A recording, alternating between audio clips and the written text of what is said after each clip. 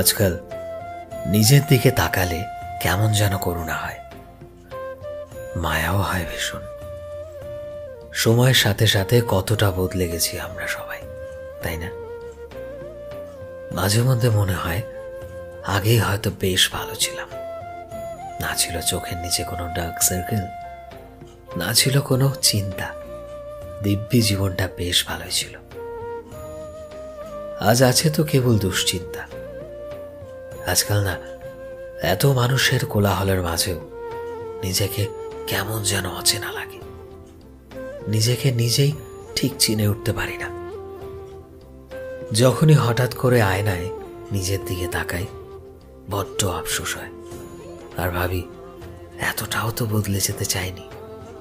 আমিও তো ভালো থাকতে চেয়েছিলাম, তবে কেন এতটা বদলে যাচ্ছি আমি?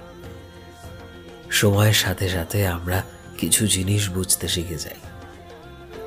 আমরা এটাও ঠিক মানিয়ে চলতে শিখে যাই যে সব কিছু কোনো দিনই আমাদের হাতের নাগালে থাকবে না, থাকতে পারে না। কারণ এই স্বার্থে ভরা মানুষের মাঝে আমরা নিঃস্বার্থভাবে চলতে পারি না। আর একটা সময় আমরা নিজেরাও স্বার্থ নিয়ে চলতে ঠিক শিখে যাই। আর এই স্বার্থপর মানুষগুলোর জন্যই আমরা নিজেকে ধীরে ধীরে শক্ত করি আর সমাজকে সমাজের মতো করে চলার চেষ্টা করি।